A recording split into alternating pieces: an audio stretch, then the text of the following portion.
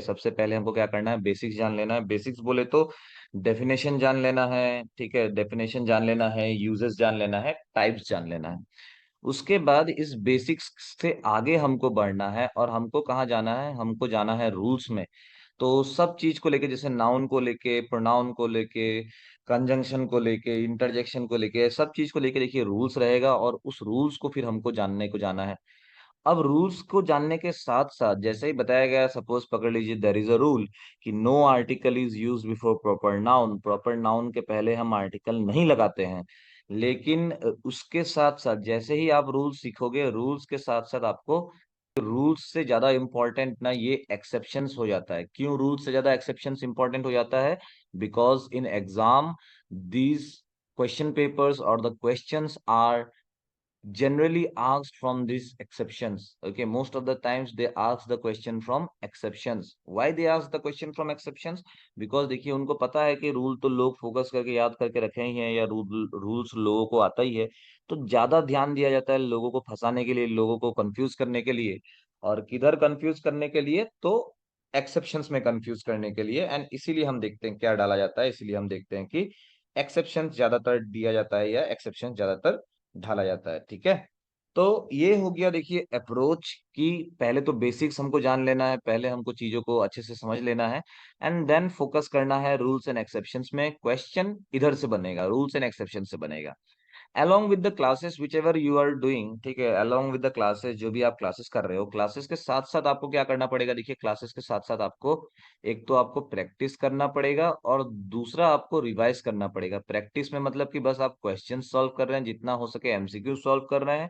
और रिवीजन में आप बस जो भी आपने रूल्स देखा है, जो भी आपने चीजें नोट डाउन किया है, उसको आप बस रिवाइज कर रहे हो। You are just revising all those, giving a single reading to all those. Okay, so this should be the approach. If you ask me sir which book to follow, तो book अगर हम देखने को जाए तो यहाँ पे देखिए बेसिक वाला जो अपना बुक है, हाई स्कूल ग्रामर, ये high school grammar can complete everything. ठीक है, तो यहाँ पे आप क्या देख सकते हैं, यहाँ पे आप देख सकते हो हाई स्कूल ग्रामर के बारे में। ठीक है, ये हाई स्कूल ग्रामर अगर आप ले लेते हो बाय रेन एंड मार्टिन, मेरे हिसाब से definitely you will be having that at your home. Because देखिए ये हम लोगों ने 8 9 10 में भी हम लोगों ने पढ़ा था।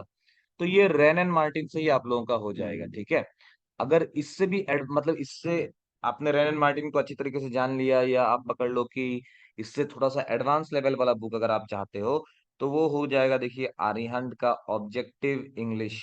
ठीक है, एसपी बख्शी का आर्यहंट का ऑब्जेक्टिव इंग्लिश है। एसपी बख्शी, ठीक है, एसपी बख्शी का आर्यन का, और ये ऑब्जेक्टिव इंग्लिश है, वो आप ले सकते हैं। अब ये जो अपना हाई स्कूल ग्रामर जो है, ये हो गया बेसिक। ठीक है, बिना इसको जाने हमको ये एसपी बख्शी पकड़ने से फिर हमको चीजें बहुत मुश्किल होगा, आपको समझने में थोड़ा सा प्रॉब्लम आएगा। Okay, you are very poor in grammar, no issues, we can definitely improve together. ठीक है, हम साथ में मिलके आराम से इम्प्रूव कर सकते हैं। ठीक है, उसमें कोई टेंशन कोई तकलीफ नहीं होगा। और जो पहले का डर है आपका, जो आपको फील होता है कि नहीं मुझे नहीं आता है, या मेरा जो डर है, उसको आप थोड़ा सा फिलहाल के लिए थोड़ा सा आप साइड कर दीजिए। We will learn everything from zero. ठीक है, जो भी चीजें हम पूरा जीरो से शुरू करेंगे और आगे बढ़ेंगे। ठीक है, तो चलिए, आपको ग्रामर से थोड़ा सा मतलब आपका ग्रामर पुअर है या आपका इंग्लिश ग्रामर पुअर है, तो इसी के लिए ना हम ना एक कहानी सुनते हैं। ठीक है, कहानी बहुत जरूरी है। The whole world is full of stories, life is full of stories, तो स्टोरीज आर इम्पोर्टेंट। ओके, तो चलिए एक कहानी सुनते हैं। ये जो कहानी है ना, ये कहानी है हम लोगों का ग्रामर फैमिली का। आप अगर ग्रामर फैमिली को जान लोगे, वो परिवार के बारे में अगर आपको इन्फॉर्मेशन रहेगा ना, तो फिर हमको उस परिवार को जानना, परिवार को समझना काफी इजी हो जाएगा। ठीक है, तो ये जो ना ग्रामर फैमिली जो है, ये अपना जो ग्रामर फैमिली है, ग्रामर फैमिली रहता कहाँ पे है? तो ग्रामर फैमिली रहता है लंदन में। ठीक है, ग्रामर फैमिली रहता है लंदन में। और इस ग्रामर फैमिली में देखिए एक father is there, one father is there, and the name of that father is noun. Father कौन है? देखिए फादर है नाउन। क्यों फादर, मतलब क्यों नाउन को फादर बोला गया? देखिए, तो नाउन क्या है? नाउन है naming words, naming words are called noun. ठीक है, अब ये जो फैमिली है ना, ये फैमिली है पेट्रियार्कियल फैमिली। ठीक है, ये जो फैमिली है ये है पेट्रियार्कियल फैमिली। पेट्रियार्कल फैमिली में क्या होता है देखिए, तो परिवार में जो नाम मिलता है परिवार को, या जो नेक्स्ट जनरेशन को जो नाम मिलता है, वो नाम किसका मिलता है? वो बाप का मिलता है कि नहीं? तो बाप का काम क्या हो गया? बाप का काम हो गया नाम देना। And what is noun? Naming words are called noun. तो दोनों में नाम का बातें आ रहा है, इसलिए हम लोगों ने नाउन को क्या बोला? नाउन को हम लोगों ने फादर ऑफ द फैमिली बोल दिया है। कौन सा फैमिली? तो ग्रामर फैमिली का, ठीक है। अब इसी ग्रामर फैमिली में देखिए, अगर फादर है तो हम देखेंगे एक मदर भी होगा। तो ये जो मदर है ना, देखिए mother is a house wife, and this house wife mother, since this is a patriarchal family, mother is a house wife, father का नाम आ रहा है। और मदर जो हाउस वाइफ है, इस वजह से देखिए क्या है, तो मदर को ना सारा घर का काम करना पड़ता है, या मदर उसका मतलब काम करता है घर का। तो अब मदर कौन हो गया? देखिए ये ग्रामर फैमिली में अगर हम देखने को जाएं, तो हु इज द मदर? तो मदर हो गया word. What is verb? Verb का मतलब हो गया, जस्ट वेट अ मिनट। हाँ,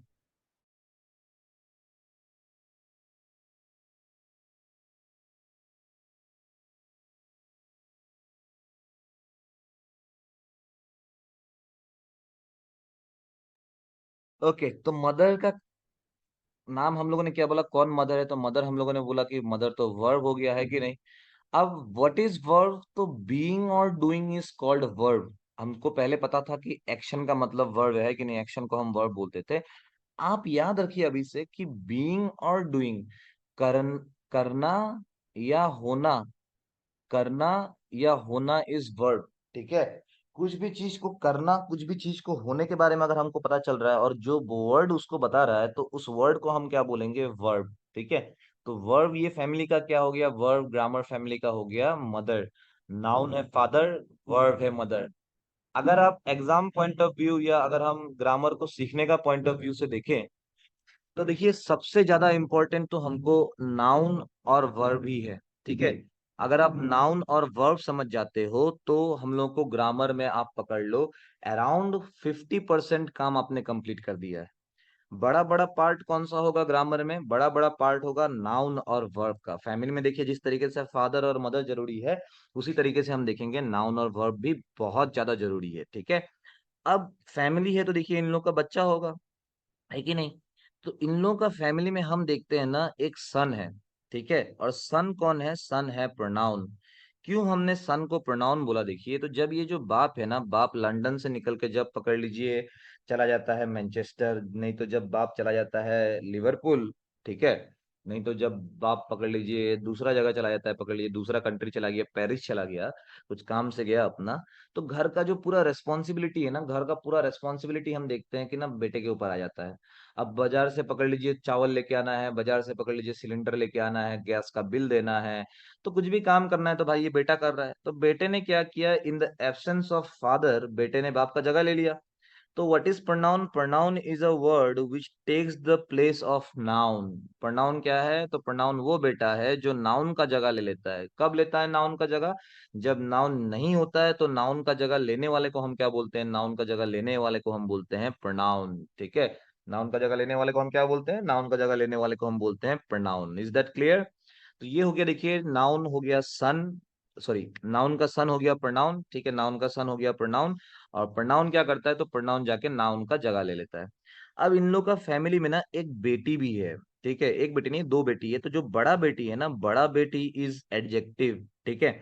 तो ये जो अपना बड़ा बेटी एडजेक्टिव है, एडजेक्टिव क्या करता है? पकड़ लीजिए कि इन लोग का फैमिली में कोई भी आया, आप पकड़ लीजिए ग्रामर फैमिली में चले गए, ग्रामर फैमिली से मिलने गए, और ग्रामर फैमिली में आप पकड़ लीजिए उन लोग का जो ड्राइंग रूम है या उन लोग का जो लिविंग रूम है, लिविंग रूम में आप बैठे हुए हो, और आप अगर मिल जाते हो ये एडजेक्टिव से, किसी तरीके से आप पकड़ लो, आप मिल गए एडजेक्टिव से या आप एडजेक्टिव से बात कर रहे हो, तो ये जो एडजेक्टिव है ना, एडजेक्टिव क्या करती है? तो हमेशा वो अपना बाप का और भैया का तारीफ करती है, ठीक है। वो हमेशा क्या करती है? देखिए वो हमेशा अपना बाप का और जो भैया है उसका तारीफ करती है। तो what is adjective? Adjective is a word which tells us about noun और प्रोनाउन। ये एक ऐसा वर्ड है जो हमको देखिए नाउन या प्रोनाउन के बारे में बताता है, ठीक है। ठीक है, ये ऐसा वर्ड है देखिए जो क्या करता है, हमको नाउन या प्रोनाउन के बारे में बताता है। कौन? तो ये हो गया एडजेक्टिव। एडजेक्टिव क्या करेगा, क्या बताएगा? देखिए तो कुछ भी बता सकता है, ठीक है। एक्स्ट्रा इन्फॉर्मेशन अगर हमको कोई दे रहा है नाउन या प्रोनाउन के बारे में, तो उसको हम एडजेक्टिव बोलेंगे। जैसे कि देखिए सी इज ए गर्ल, शी हो गया प्रोनाउन, इज हो गया वर्ब, गर्ल हो गया नाउन, ठीक है। अब मैं बोल रहा हूँ she is a beautiful girl, तो जैसे ही ये वर्ड मैंने ब्यूटीफुल लगा दिया, ये वर्ड ब्यूटीफुल किसके लिए लगाया गया है? गर्ल के लिए लगाया गया है। गर्ल क्या है? नाउन है, और नाउन के लिए जो भी वर्ड लगाया जाएगा, नाउन के लिए जो भी वर्ड लगाया जाएगा उसको हम क्या बोलेंगे? एडजेक्टिव। तो what is adjective? Adjective is a word which tells us more about noun और प्रोनाउन। अच्छा भी बता सकता है, खराब भी बता सकता है। नाउन और प्रोनाउन के बारे में अगर कोई भी बता रहा है हमको, तो उसको हम क्या बोलेंगे? उसको हम बोलेंगे एडजेक्टिव। उसके बाद देखिए एक और छोटा बेटी है, एंड ये जो छोटा बेटी है, छोटा बेटी का नाम है एडवर्ब। अब आप अगर छोटा बेटी से मिलोगे ना, तो छोटा बेटी क्या करता है? देखिए छोटा बेटी तारीफ करता है मदर का, ठीक है। छोटा बेटी तारीफ करता है बड़ा दीदी का, और छोटा बेटी खुद का भी तारीफ करता है, ठीक है। तो अगर आप जाके एडवर्ब से मिलते हो, तो she will tell you about the mother, she will tell you about the verb, she will tell you about adjective, and she will tell you about herself also. Then definition क्या हुआ adverb का? Adverb का definition हो गया, adverb is a word which tells us about adjective, verb and adverb itself, ठीक है। तो ये इन लोग का परिवार हो गया कंप्लीट। लेकिन परिवार में अभी और भी आदमी है, परिवार में अभी हम देखेंगे और भी आदमी है। तो परिवार में कौन है? देखिए, तो परिवार में हमको मिलेगा, देखिए एक head servant, number one servant मिलेगा हमको, ठीक है। सबसे बड़ा जो सर्वेंट है वो हो गया हेड सर्वेंट। अब आप मुझे बताइए कि अगर घर में काम करने वाला है, अगर घर में काम करने वाला है, तो घर में कौन सा फैमिली मेंबर को सबसे ज्यादा मदद हो जाएगा? If there is a helping hand in the house, if there is a maid in the house, then who will be benefited most from that maid? Very good, the answer is mother. तो यहाँ पे क्या कहानी है? देखिए यहाँ पे जैसे हेड सर्वेंट मदद, मतलब मदर को मदद करता है, यहाँ पे हेड सर्वेंट हो गया प्रीपोजिशन। और ये प्रीपोजिशन क्या करता है? तो प्रीपोजिशन भी मदद कर रहा है किसको? तो वर्ब को। क्या मदद कर रहा है वर्ब को? वर्ब को मदद कर रहा है उसका जो ऑब्जेक्ट है, वर्ब का जो ऑब्जेक्ट है उसके साथ कनेक्ट होने में, वर्ब के साथ कनेक्शन बनाने में, ठीक है। जैसे कि सपोज पकड़ लीजिए, the cat is sitting under the table, ठीक है। तो ये जो सिटिंग और टेबल के बीच में जो कनेक्शन है, सिटिंग और टेबल के बीच में जो रिश्ता है, सिटिंग हो गया वर्ब, टेबल हो गया ऑब्जेक्ट, इसके बीच में जो रिश्ता है, इसके बीच का जो कनेक्शन है, उसको कौन क्लियर करता है? उसको कौन हमको बताता है? तो उसको हमको बताता है अंडर, माने कि टेबल का नीचे। मतलब कि कौन बताता है? बताता है हमको प्रीपोजिशन, ठीक है। उसके बाद देखिए हमको सर्वेंट नंबर टू मिलेगा। ये जो सर्वेंट नंबर टू है ना, ये सर्वेंट नंबर टू तब आता है जब, देखिए, यस, तो ये जो सर्वेंट नंबर टू है, ये सर्वेंट नंबर टू कब आता है? देखिए ये सर्वेंट नंबर टू तब आता है जब फैमिली के बीच में हो जाता है झगड़ा। फैमिली है तो देखिए झगड़ा होगा ही, माँ बाप के बीच में झगड़ा होगा, बाप बेटा के बीच में झगड़ा होगा, बहन भाई भाई के बीच में झगड़ा, भाई तो है नहीं, चलिए एक ही भाई है, भाई बहन के बीच में झगड़ा होगा, या बहन बहन के बीच में झगड़ा होगा। तो जब भी देखिए फैमिली में झगड़ा हो जाएगा, तो ज्वाइन करने के लिए, सभी को मिलाने के लिए आ जाता है ये सर्वेंट नंबर टू। और व्हाट इज ज्वाइन करने वाला वर्ड? तो joining words are called conjunction, ठीक है। जो वर्ड ज्वाइन करता है, जो वर्ड दो चीजों को मिलाता है, उसको हम क्या बोलते हैं? उसको हम बोलते हैं कंजंक्शन। और ये सर्वेंट नंबर टू हो गया, जब फैमिली में झगड़ा हो जाएगा तो वो ज्वाइन कर रहा है। फिर देखिए एक है सर्वेंट नंबर थ्री, ये लास्ट सर्वेंट है, ये सबसे छोटा सर्वेंट है। एंड ये जो अपना सर्वेंट है ना, ये आता है जब फैमिली होता है इमोशनल। देखिए इमोशनल या इमोशंस, इमोशंस का मतलब देखिए सिर्फ दुखी नहीं है, इमोशनल का मतलब सिर्फ दुखी नहीं है कि नहीं? इमोशंस का मतलब है, इमोशंस खुशी हो सकता है, हैप्पीनेस हो सकता है, शॉक हो सकता है, सरप्राइज हो सकता है, ठीक है, एंगर हो सकता है, एंग्विश हो सकता है कि नहीं? तो ये जो इमोशंस है ना, इमोशंस, जब भी फैमिली इमोशनल रहता है, या जब भी फैमिली बहुत खुशी है, जब भी फैमिली बहुत दुखी है, जब भी फैमिली सरप्राइज में है, जब भी फैमिली शॉक में है, तो हम देखते हैं कि ये सर्वेंट नंबर थ्री आता है। And what is that servant number three? Servant number three is interjection. And what is interjection? Interjection are words. Okay, what are interjection? तो interjection are words. क्या words है ये interjection? तो interjection are words which expresses emotions. ठीक है, तो वो सारा words जो emotion express करता है, उस word को हम क्या बोलते हैं? उस word को हम बोलते हैं interjection। ठीक है, उस word को हम क्या बोलते हैं? उस word को हम बोलते हैं interjection। ठीक है, जैसे कि एग्जाम्पल अगर आप मुझे पूछेंगे तो वाव, वो वंडरफुल, ठीक है। उसके बाद आप पकड़ लो कि हुर्रे, ओहो, एलास, ठीक है, यूपी, ये सब क्या हो गया, ये सब हम लोग का हो गया देखिए इंटरजेक्शन। तो वो सारा वर्ड जो हमको इमोशंस एक्सप्रेस करने में मदद करेगा उसको हम क्या बोलेंगे, उसको हम बोलेंगे इंटरजेक्शन। तो देखिए अपना जो नाउन हमको जो सॉरी अपना जो ग्रामर हमको जो सीखना है ना, देखिए आपको जो जानना है, आपको बस इतना ही जानना है। क्या जानना है, तो नाउन जानना है, वर्ब जानना है, सबका डेफिनेशन मैंने थोड़ा थोड़ा आपको बता दिया अभी, ठीक है। साथ ही साथ हमको एडजेक्टिव जानना है, एडजेक्टिव के बाद हमको एडवर्ब जानना है, प्रीपोजिशन जानना है, कंजंक्शन जानना है, और इंटरजेक्शन। इंटरजेक्शन का कहानी तो देखिए आज ही मैंने आपको खत्म कर दिया। What is interjection? Interjection are words which expresses emotions like wonderful, wow, oho, alas, hurray, yippee, ठीक है।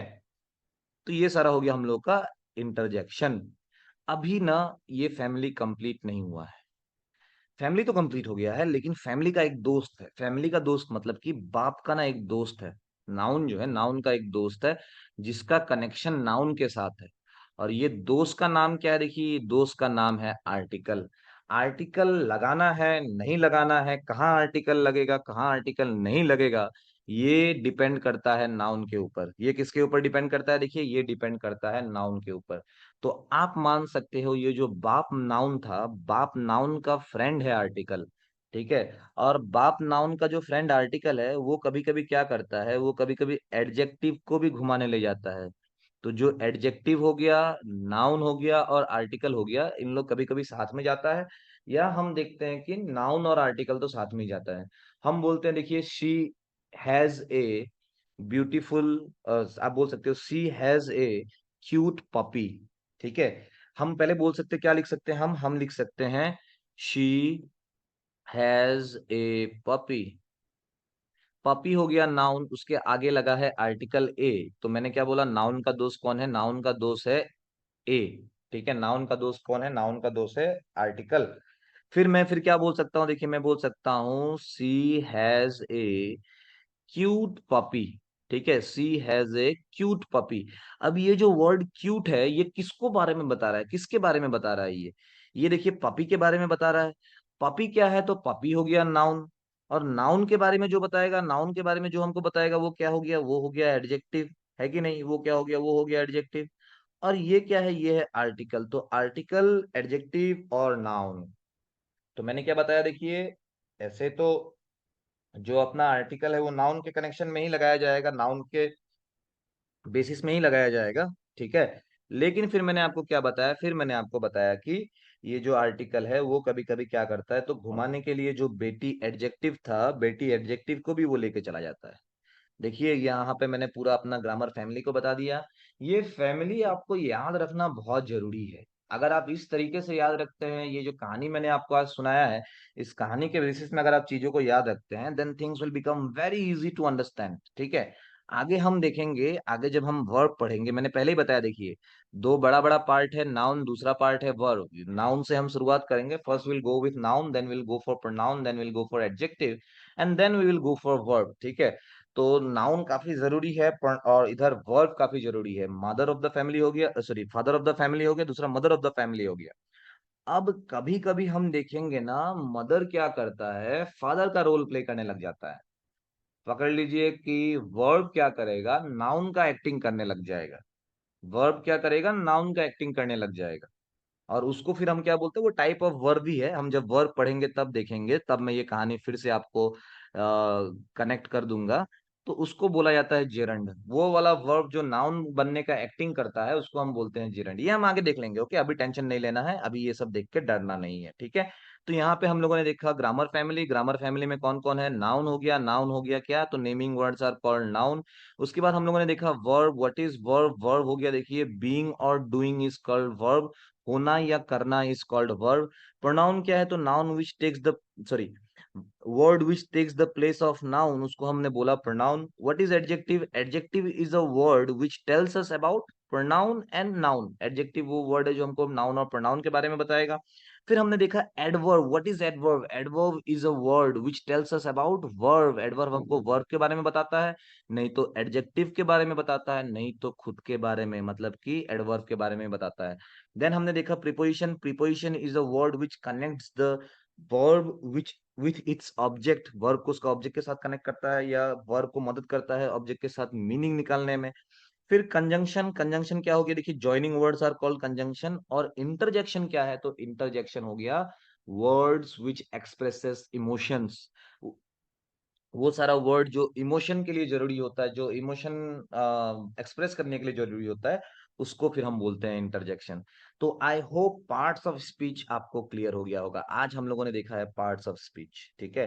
तो क्या क्या पार्ट्स रहता है, क्या क्या रहता है, ये हमने देख लिया। तो यहाँ से कोई भी कंफ्यूजन, कोई भी डाउट है, आप लोग पूछ सकते हैं। और अगर कोई भी कंफ्यूजन, कोई भी डाउट नहीं है, okay it's clear, very good. If it's clear then it's good. So if it's clear then we will move ahead. अब हम जाएंगे आगे, ठीक है। अब हम जाएंगे आगे।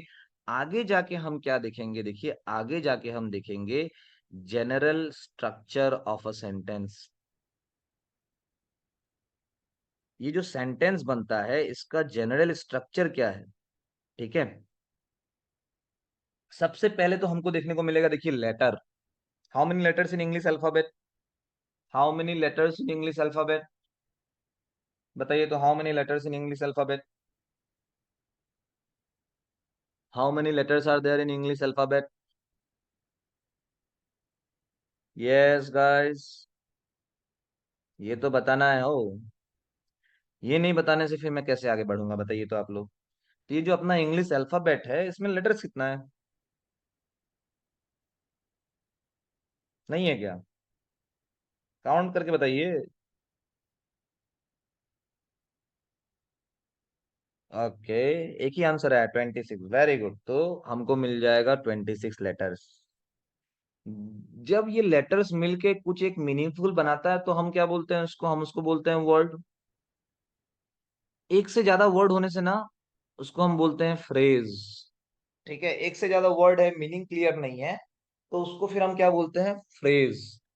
फिर एक से ज्यादा वर्ड है, मीनिंग आ रहा है, कंप्लीट नहीं भी हो, तो उसको हम बोलते हैं क्लॉज। एक सब्जेक्ट है और एक वर्ब है, अगर सेंटेंस मतलब एक सब्जेक्ट है एक वर्ब है ग्रुप ऑफ वर्ड्स में, तो फिर उसको हम क्या बोलेंगे, उसको हम बोलेंगे क्लॉज। ये क्लॉज हम लोग का टॉपिक में आगे भी है, हम उसको देखेंगे। और फिर ग्रुप ऑफ वर्ड्स या एक कंप्लीट क्लॉज या ग्रुप ऑफ फ्रेजेस जिसका कंप्लीट मीनिंग है, उसको क्या बोलेंगे, उसको हम बोलेंगे सेंटेंस, ठीक है। उसको हम क्या बोलेंगे, उसको हम बोलेंगे सेंटेंस। अब general structure of sentence, generally ये सेंटेंस दिखने में कैसा होता है, कैसा हमको सेंटेंस दिखाई देता है, तो हम क्या देखते हैं, देखिए सेंटेंस हो गया, सबसे पहले हमको दिखता है सब्जेक्ट, फिर उसके बाद आता है वर्ब, और उसके बाद आता है object. General structure of sentence ऐसा ही होता है। अगर हम यहाँ पे देखें ये जो वेट, अगर हम यहाँ पे देखिए ये जो हमने ऊपर में जो सेंटेंस लिया है, तो यहाँ पे देखिए अपना ये जो है, ये हो गया सब्जेक्ट, ये हो गया वर्ब, और ये हो गया हम लोगों का ऑब्जेक्ट, ठीक है। अब ये जनरल स्ट्रक्चर है इन इंग्लिश। व्हेनेवर, आज से आप लोग याद रख लीजिए, जब भी मैं बोलूंगा जनरल, तो जनरल का मतलब क्या होगा, देखिए जनरल का मतलब होगा 90% case, not 100%। In English nothing is 100%। English इसलिए बोला जाता है, देखिए English is a funny language. यहाँ पे आपको एक रूल बताएगा कि सिंगुलर वर्ब सिंगुलर ऑब्जेक्ट लेता है, और plural verb sorry singular verb singular singular subject singular verb लेता है, और प्लूरल सब्जेक्ट प्लूरल वर्ब लेता है, ऐसे आपको बताया जाएगा। लेकिन फिर यहाँ पे आपको नेक्स्ट लाइन में क्या बताया जाएगा, तो नेक्स्ट लाइन में बताया जाएगा एक्सेप्शन, ठीक है। तो इसीलिए देखिए जब भी मैं बोलूंगा जनरली, तो आप पकड़ लेना 90% केस में तो हम देखते हैं कि सब्जेक्ट रहता है, वर्ब रहता है, और ऑब्जेक्ट रहता है। अब ये तीनों में से सबसे इंपॉर्टेंट कौन है? ये तीनों में से सबसे इंपॉर्टेंट है वर्ब। क्यों है इंपॉर्टेंट वर्ब? तो आप बोल सकते हो verb is the heart of a sentence, ठीक है। वर्ब क्या है? Verb is the heart of a sentence. पकड़ लीजिए सेंटेंस में सब्जेक्ट नहीं है, एक कोई सेंटेंस है उसमें सब्जेक्ट नहीं है, तो भी सेंटेंस हो जाएगा। सिर्फ वर्ब है और सिर्फ ऑब्जेक्ट है, तो भी सेंटेंस हो जाएगा, ठीक है। जैसे कि आप पकड़ लीजिए, give me the pen, give me the pen, ये एक सेंटेंस हुआ कि नहीं हुआ? Give me the pen, full stop लगा दिया, ये एक सेंटेंस हो गया। अब यहाँ पे देखिए सेंटेंस में सबसे पहले आप किसको ढूंढने जाएंगे, या आपको आइडेंटिफिकेशन अगर करना है या सेंटेंस के बारे में जानना है, तो सबसे पहले सेंटेंस का वर्ब को आप पकड़ो। ये हो गया verb, give me the pen. ठीक है, तो गिव क्या हो गया, देखिए गिव हो गया वर्ब, और ये जो द पेन है ये हो गया ऑब्जेक्ट। ठीक है, ये क्या हो गया, ऑब्जेक्ट। इस सेंटेंस में सब्जेक्ट नहीं है। आप बोलोगे कि सर ये मी क्या है, तो मी भी ऑब्जेक्ट है। ऑब्जेक्ट फिर दो तरीके का होता है, एक डायरेक्ट ऑब्जेक्ट, एक इनडायरेक्ट ऑब्जेक्ट। वो मैं आपको आगे समझा दूंगा, अभी के लिए आप ये दोनों को ऑब्जेक्ट मान के चलिए। तो in this sentence we have a verb and a object. ये सेंटेंस का स्ट्रक्चर क्या हो गया, ये सेंटेंस का स्ट्रक्चर हो गया वर्ब प्लस ऑब्जेक्ट। पहले जो सेंटेंस देखा था, यहाँ पे जो सेंटेंस हम लोगों ने देखा था, ये क्या हो गया, ये हो गया सब्जेक्ट वर्ब ऑब्जेक्ट। ये जो जनरल स्ट्रक्चर है, हमने जनरल स्ट्रक्चर के हिसाब से देखा था सब्जेक्ट वर्ब ऑब्जेक्ट।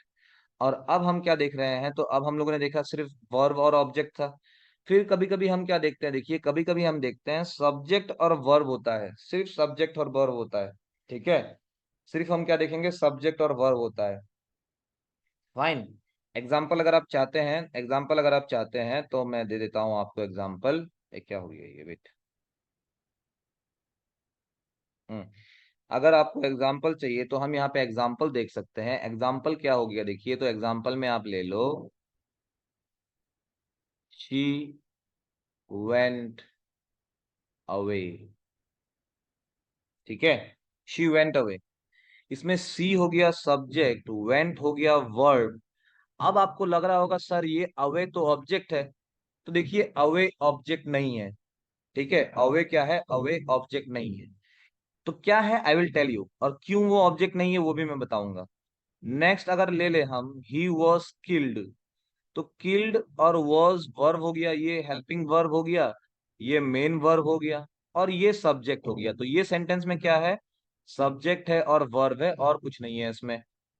फिर अगर हम देखें कोई सेंटेंस, गो आउट, इसमें वर्ब हो गया और कुछ नहीं है, ये ऑब्जेक्ट नहीं है। तो ये एक ऐसा सेंटेंस हो गया गो आउट जिसमें सिर्फ वर्ब है। तो मैं आपको यही बताना चाहता हूं, देखिए कि most important thing is verb. ठीक है, हो सकता है सब्जेक्ट सेंटेंस का जनरल स्ट्रक्चर हो गया subject plus verb plus object, लेकिन हम इसमें क्या देखेंगे, हम देखेंगे इसमें सबसे इंपॉर्टेंट है वर्ब। बिना सब्जेक्ट का सेंटेंस हो सकता है, बिना ऑब्जेक्ट का सेंटेंस हो सकता है, लेकिन ये जो बिना वर्ब है, बिना वर्ब का सेंटेंस कभी नहीं हो सकता है। ठीक है, याद रखिएगा, verb is the heart of the sentence. ठीक है, यहां तक समझ में आ गया। अब हम क्या देखेंगे, तो अब हम देखेंगे कि ये आउट और ये अवे, इन लोग दोनों को मैंने ऑब्जेक्ट क्यों नहीं बोला, मैंने इन लोगों को ऑब्जेक्ट क्यों नहीं बोला, या इन लोग ऑब्जेक्ट क्यों नहीं है। Will try to understand that. ठीक है, आइए देखते हैं। देखिए एक क्राइटेरिया है, एक क्वालिफिकेशन है। जैसे कि अभी ये जो यूडीसी का एग्जाम है, यूडीसी का एग्जाम के लिए, मतलब हम लोग का जो सीजीएलई एग्जाम है, सीजीएलई का एग्जाम के लिए क्वालिफिकेशन दिया गया है। What is the qualification for CGLE exam, बताइए तो, what is the qualification for CGLE exam. Yes, CGLE exam के लिए क्या क्वालिफिकेशन है, ये जो अपना यूडीसी का एग्जाम है या जो सीजीएलई एग्जाम है, इसके लिए क्या क्वालिफिकेशन है, या यही बता दीजिए सीएचएसएलई, या जो एलडीसी का एग्जाम है इसके लिए क्या क्वालिफिकेशन है। तो देखिए इधर हमको चाहिए ग्रेजुएशन, इधर हमको चाहिए क्लास 12, है कि नहीं। तो सभी के लिए कुछ कुछ क्वालिफिकेशन आर देयर। उसी तरीके से एलडीसी बनने के लिए आपको क्वालिफिकेशन चाहिए, यूडीसी बनने के लिए आपको क्वालिफिकेशन चाहिए, है कि नहीं, है कि नहीं। वेरी गुड, ग्रेजुएशन इन 12 पास। मंत्री बनने के लिए क्या क्वालिफिकेशन चाहिए, नेता बनने के लिए क्या क्वालिफिकेशन चाहिए, एमएलए बनने के लिए क्या क्वालिफिकेशन चाहिए। देखिए उधर उतना कुछ खास क्वालिफिकेशन नहीं है। एक तो हो गया सिटीजन ऑफ इंडिया, बाकी दूसरा हो गया एज का जो क्राइटेरिया है, बस वैसा उसमें फिर कुछ अलग से क्वालिफिकेशन हमको नहीं चाहिए। ठीक है, तो उसी तरीके से अगर सब्जेक्ट और ऑब्जेक्ट बनना है, तो इसके लिए भी देखिए कुछ कुछ क्वालिफिकेशन चाहिए। कोई भी मुंह उठा के सब्जेक्ट और ऑब्जेक्ट नहीं बन सकता है। जिसके पास क्वालिफिकेशन है सिर्फ उन लोग ही सब्जेक्ट और ऑब्जेक्ट बन सकता है।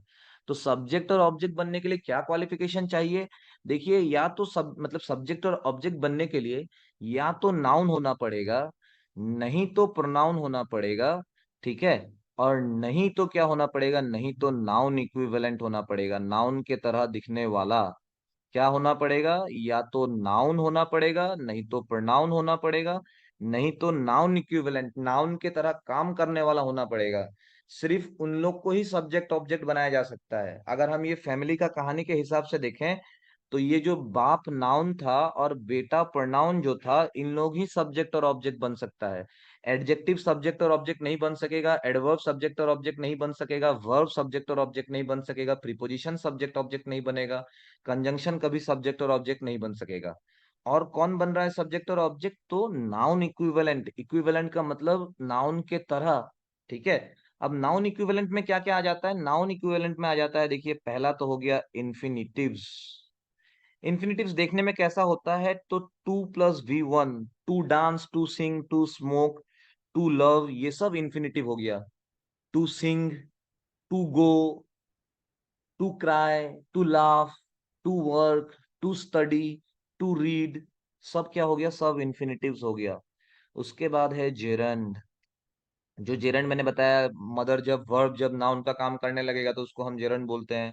ये है देखिए V one plus I N G, dancing, smoking, singing, killing.